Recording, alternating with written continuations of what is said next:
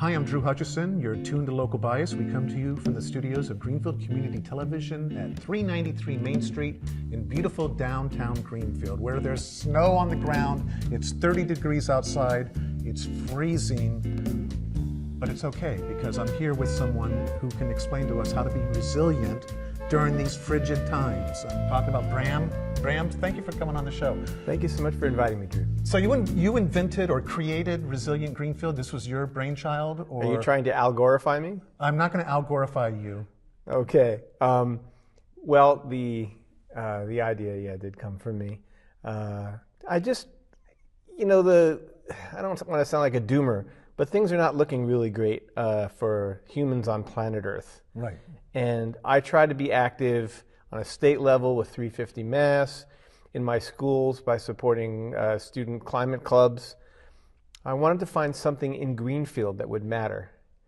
And I couldn't come up with anything in terms of mitigation that's really going to make a difference, right? I mean, we can have all the cop cars to be electric, but that's not going to keep us under. The fact climate change is here. Yeah. In fact, the scientists are reporting recently that the temperature in the last year rose even faster than they were anticipating. Yeah. So in trying to figure out what could we do locally to have a reason to talk about climate change other than just to be depressed. Right. Because that's easy. So what can we do? How do we roll up our sleeves? Yeah. And I think what we can do is say, well, if we can be resilient, so that as resilient means that when you have a risk that has an impact, that we can respond to that and pull ourselves back up and become a community again. Like work together in ways that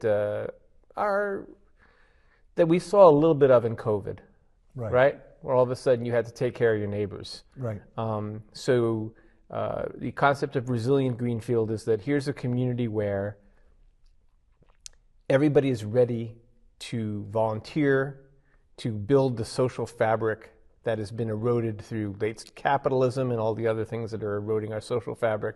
And then when something bad happens, we have those relationships already and can respond more easily. So you're looking at, because we know climate change is real. Mm-hmm. At least you and I know that. I think everybody I've spoken to in Resilient Greenfield, whenever I've interviewed somebody, they immediately say, yes, and I don't know what I can do about it, and I want to have this conversation. If people are just ready for this. So the denialism is not as apparent, because it seems on the national level we hear from... but we're in a different place. Okay. Yeah. And the thing is, and I'm sure you're aware of this, but when the climate changes, that's one of the number one drivers of war. That's one of the number one drivers of mass migration, is when the people leave where they're starving if they can't grow food. And in Greenfield, they're coming here, right? Well, we have climate migrants already. Right. So do we welcome them in? Do we make them us? Right? Stone Soup will bring people from Haiti who don't speak very much English and give them immediately opportunities to cook and give back to the community. And some of those folks become caterers, right? So there is we are in the world. The world is not separate from Greenfield. And I just think that if we, on a global scale, think globally, act locally. Thinking globally is being aware of what's happening. And then acting locally is building these kinds of mutual aid, volunteer connections. Right. So that we can do something together when stuff happens. It's already started happening, but more will happen. There's also seems to often be, though, a pushback because, well, why are you helping those people? Because they're not from here. They're not really us. I mean, it just seems that a lot of times hard times bring about, as much as it can bring people together and we can find strength that we didn't know we had because we weren't challenged before, it also can bring out the worst in people. I mean, you have more populist leaders arise during difficult times like this, promising easy answers and saying, oh, I'll solve this problem. I'll just send them all away and you won't have to worry about them taking your jobs or your housing or getting funds that they don't actually get. Well, not to take this in too political a direction. No. Because you don't have to be political to be social. Right. You don't have to be political to be community-minded. There's room in Greenfield for everyone. But certainly, everybody's got a reason to be looking down the pike and seeing changes happening that don't feel very supportive of our stability in life, about our quality of life, our good hopes for life. And I think a lot of people, if you can't find something to do about it, you're stuck with fear and anxiety. Right. Is it enough to just find anything to do, like writing postcards? Maybe in 2016 or whenever when one became politically active, that was enough. Right. But I don't think it's enough for us anymore. I think somebody said, and I hope this doesn't sound too jargony, that there's a difference between activism and effectivism. And people do not want to just be, as George Bush once said, a focus group by having 500,000 people come to Washington. He was like, that's a focus group. I'm still going to war with Iraq. Right. I think we want to really see things happen. And you know what? On a community level, there are so many things we can do that immediately give us a feeling of agency, meaning I chose this, and a feeling of impact. This had this impact. Right. So Resilient Greenfield, and soon I guess we'll get into the details of it, is a way to give that experience to people, an alternative to the feeling of powerlessness and dread. Okay. Well, and I love what you're doing, but one issue occurred to me. Don't we already have agencies that are supposed to be kind of doing this type of work? Is it redundant having Resilient Greenfield? Are there government agencies that are supposed to be responsible for helping mitigate the issues with climate change? Or did you see that this was not being addressed, and so that's why you're filling the void? Well, again, just taking it back to COVID. Okay. We had social service agencies for people who don't have money, or people who are injured. Community Action does a lot of that. If you read FC Resource Net, which is the listserv of all the different community service organizations that exist, there's a lot of that going on. But there wasn't enough to take care of everybody when we had COVID, when we had an emergency. And the difference between, and I'm going to talk a little bit against volunteerism for a second, but just put that in a tiny little box. The difference between volunteerism and mutual aid is that volunteerism can feel like charity. And the thing about charity is it's somebody up here giving down to somebody over here. Right. You're maintaining that space. Right. Whereas with mutual aid, it's not like that. It's from everybody according to his ability to those according to his need, we're all one. Okay. So if you're an agency, you're getting money from the government or from philanthropy, and you have, people who are trained to do certain things, there's only so many of those people. Right.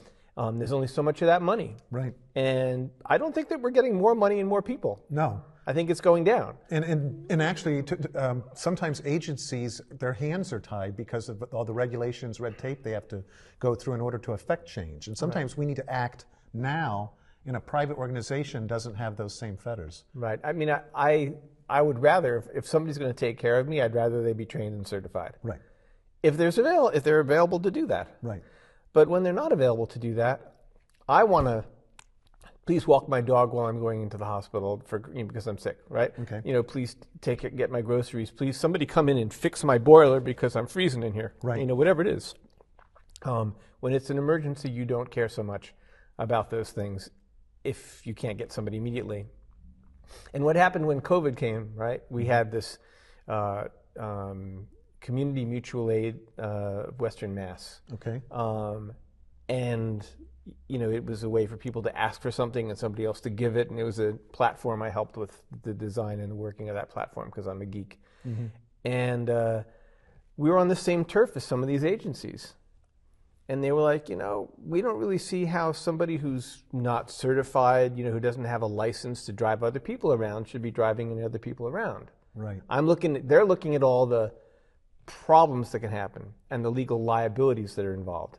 And yeah, I mean, if you say, hey, Bram, could you drive my daughter to, her practice, and then I go and, drive into a tree and your daughter gets hurt, you're going to be tempted to want to get something back from that, and if I don't have agency insurance and everything else, that's going to be the end of my bank account. Right. So but we take these risks when we need to take these risks. So yeah, that's just my response to you is agencies are awesome. there's less and less money for them. There's less and less people who are willing to go and able to go and work, because you see how hard it is to fill positions everywhere. But there's more and more people who need those services. Right. And that's even before we have things like, Hurricane Irene's coming in, or, wildfires. Like there were wildfires all over Massachusetts like a couple of weeks ago, right?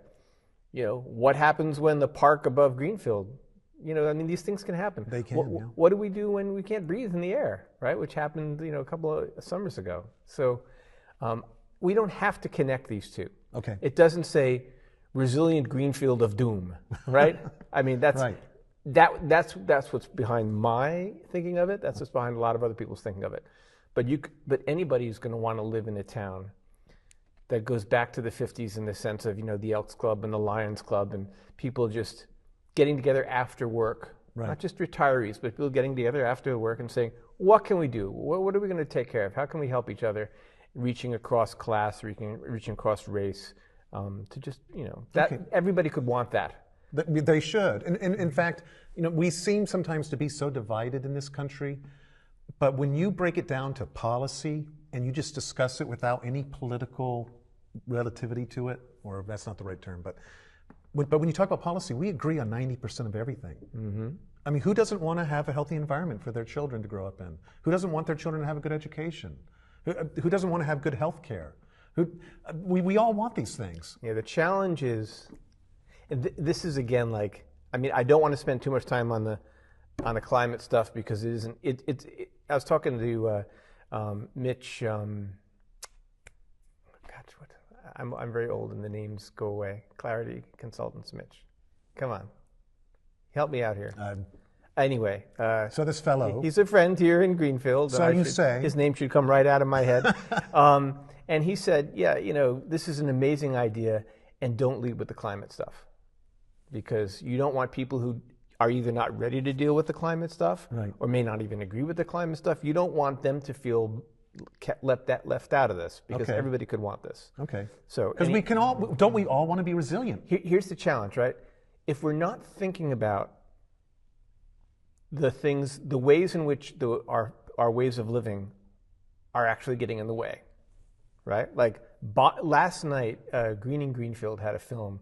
I hope I don't digress too far here. They had a film called Do I Need This? Mm-hmm. And they were just looking at people who are hoarders, mm-hmm. and then just people who are regular old consumers, right, maybe have a lot more money than they ought to, and just how we take in this stuff, we adhere to it, we identify with it, and then we don't want to let go of it. And then we have so much of it that we can't live in our houses, but then we still don't want to let go of it. And maybe we then put it into storage facilities, and then we die, and there's all these storage facilities full of those stuff we didn't want to let go of. Well, after the movie, they asked us to ask ourselves how we felt. And I was very surprised that what came up with was rage. Because I spent so much time thinking about the climate and the environment. And all of this stuff, there was the energy that went into making it, which all ends up being fossil fuels in the air.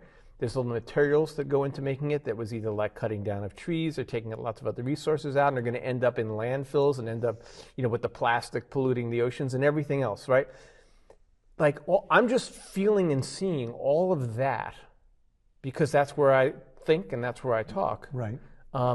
Instead of seeing but I care so much about this sock that my child, who no longer lives at home, used to wear, and I don't want to let go of this sock. And we do want to care, right, about ourselves and about others around that are close to us. Some people may not think about others who are far away. Adam Smith said, I care more about my pinky than 500 Chinese. Right. But if we're not talking about these other things, then when it comes Christmas time, people just want to buy, give out, be seen as loving and caring, maybe be loving and caring through those efforts. But they're killing the planet. Right. And even though me holding back from buying stuff, or even everybody in Greenfield holding back from buying stuff, isn't going to make a big difference on this planet, it will make a difference in how we view ourselves in relation to our local and our greater society. Mm-hmm. That's the best we can do. Okay. The best we can do is operate on our community level. And so just me having a conversation with someone else, and they're saying, you know, what are you buying for Christmas? Oh, I'm getting a donation for Stone Soup. Instead of, you know, so if you want to buy me something, go put some money in for Stone Soup. Right? Let them have that, because they need the money, because there's many more people asking for free lunches than are paying for the free lunches who have the money to do so there. Like, and that, again, that feeds right back into Resilient Greenfield, because it's like, well, in my act of not participating more in a consumerist material culture, right, I'm activating those values more in myself and helping this other thing that is all part of the same structure I want to support. Right. So let's talk about the nuts and bolts, though. You have this idea, but of course, you're doing it with other people. You're finding people that want to join with you, and they bring their own ideas and ways of doing things, leveraging their talents. Just as you've leveraged your talents, you're probably very good at organizing. You say you're a geek, and I believe you, because I do know you a little bit, Bram.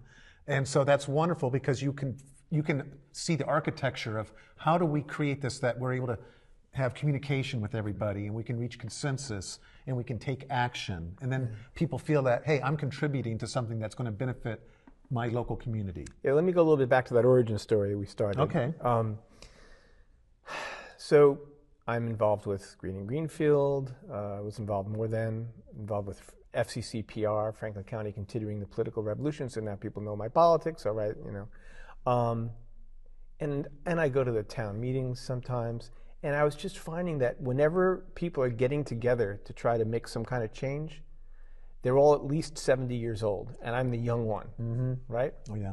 Which I didn't really, you know, think is a good idea, because eventually they'll be 80 or 90, 100, and they'll be gone, and who's going to take their place? Well, the new people that are 70 years old. Right, but they have to find their way into activism, and it doesn't seem like they're finding their way into that. So what's the problem? Why is that a problem? Now, I know some young people. I'm a teacher, and also I like young people. And I started asking around.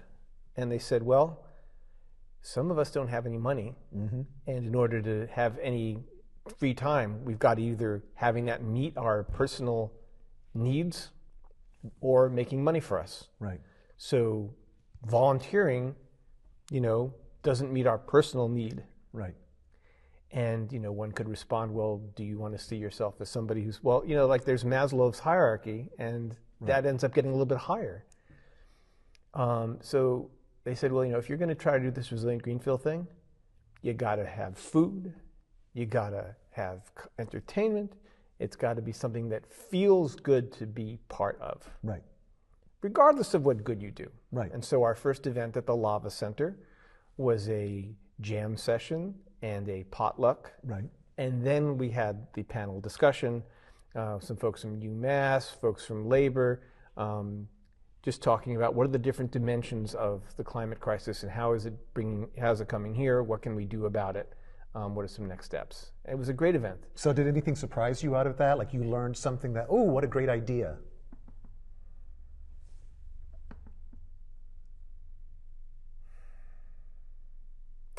There was more talk of the value of labor.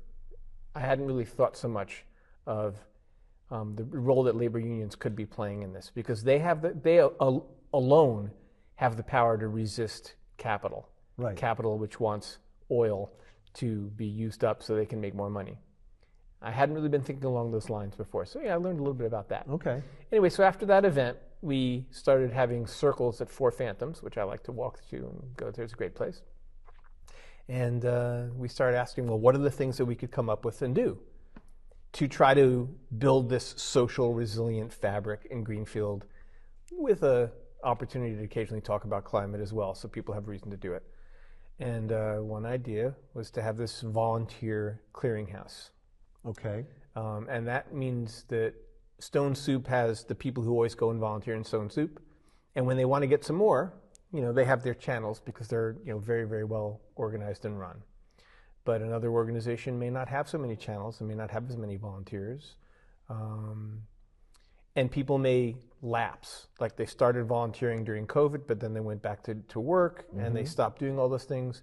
or they were always volunteering to serve meals at Stone Soup. But now, sorry for all the Stone Soup stuff, but that's one of my favorite Well, they're an joints. amazing organization. Yeah, but now Stone Soup, right, they no longer have their in-person meals because they've devoted, the facility starts making the hundreds of meals, the 500 meals they have to go out. Right. And people are like, well, I like the idea of serving and eating with people who are less fortunate than me, but I don't think I want to go and do driving around. That's not the fun thing for me to do. So one of the issues is people who were volunteering and stopped. And then the other issue is all the people who just haven't gotten into volunteering yet, because that's not yet a thing that we expect of working age adults, which we used to expect through the Lions Club and the Elks Club and all those sorts of things. Those clubs still exist, but I don't know what their memberships are like. My understanding of people I've spoken to is that they're the same people, the old people. Okay. Yeah. So so if you're one of those organizations and you need some more volunteers, wouldn't it be great if there was a place where you could go and say, we need more volunteers, and the people who want to volunteer are there and can see your message? Okay. Wouldn't it be great if you used to volunteer and you've lapsed, you could discover that there are other opportunities than the one that you got tired of, and you could go and try? Mm-hmm. If you're an employer and you're having a hard time getting your employees to volunteer because you want them to, because you want to contribute to the community and be seen as contributing and all that, that's the culture you want to have.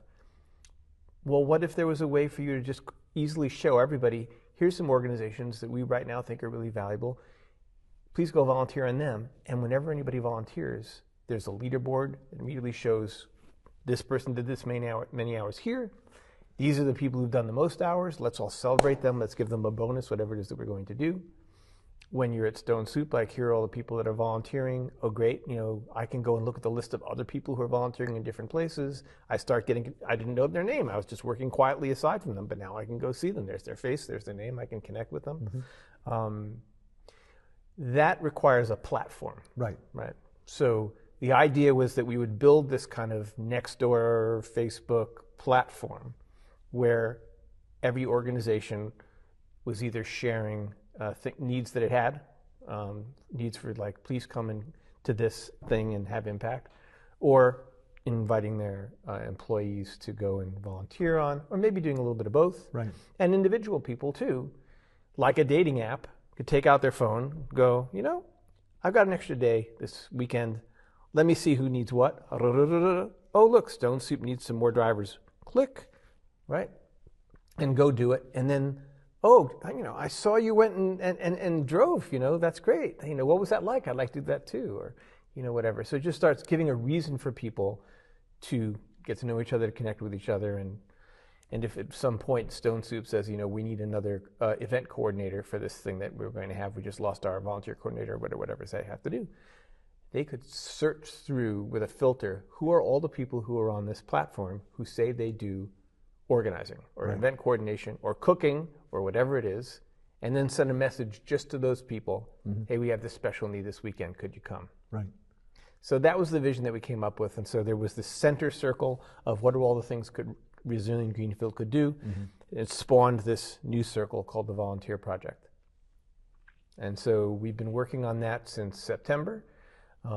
We have some definite and some very likely organizations that have needs. We have some definite and some very likely organizations that have sponsors and that have volunteers that will go meet those needs. And then for individuals, there's nothing for them yet because we haven't really launched yet. Okay. If you were to go onto the platform right now, the only opportunities you'd have were create a profile and put your face on it. And, because that's really going to help. Well, and so I love what you're doing because GCTV is about community, Greenfield Community Television. Mm-hmm. So when you get to that point where you want to reach out more, I don't want this to just be one interview with Bram talking about Resilient Greenfield. I want to support your efforts because we are all in this together. And so I hope that you don't hesitate to let me call Drew up and see if maybe we can make some little 1-minute promo videos we throw on Facebook. I mean, there's so many different ways that we have to reach people because, we're living in a time where we have more access to information than we've ever had, but we also get stuck in our own little silos. And the average person goes to the same 5 or 6 websites every day, and they don't really veer too much out of that. And so in some ways, it's about making your haystack either smaller or your needle bigger so it sticks out. And so let us help you make a bigger needle. Thank you. I mean, I'm hoping that it's through the actual volunteering that happens. Right. But one of the aspects of this program, if you're an agency that's taking care of people with volunteers, how do you find the time to then do the celebration events? And what is the quality of those celebration events if you do find the time? Right. But Resilient Greenfield, since there'll be lots of different organizations and lots of different sponsors, can every quarter, the people in the circle think maybe it should be every half a year. I'd like to have it every quarter, but we'll see. Can have a collective celebration, you know, when people come and say, you know, here are the people who've donated, who supported us the most, here's some things that are going on, here's some impacts that we're having.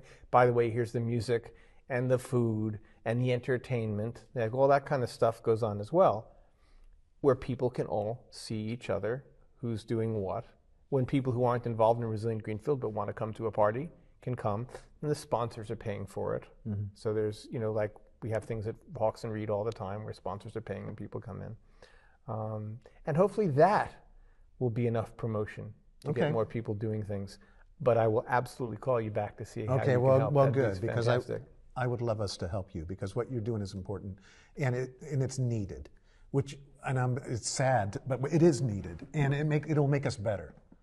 Mitch Anthony. Okay, I used to do printing for Mitch Anthony. Mitch Anthony thinks that every community needs this, but agrees that Greenfield is just very, very ripe for it, just by the density of like how many organizations there are, right? And there are a lot of them, and how small the community is, where we really can get to know each other. You can walk somewhere and always see the people that you know. So, if I just would look forward in time, maybe 5 years from now, there's a Resilient Northampton or a Resilient, Duxbury. Who knows? Well, if it's a good idea, people will steal it. Yes. Somebody else was asking, how are you going to monetize this? Like, really? That's not. Mitch wasn't asking that. Right. I do want to say, though, if we have a second or two, we need some more people in our center circle. Okay. One person left in order to have babies. Another person moved away. Any particular skill sets that you're really looking for? So we use sociocracy as a model, which was taught to me by Sarah Brown, who's the counselor who just replaced Penny Ricketts.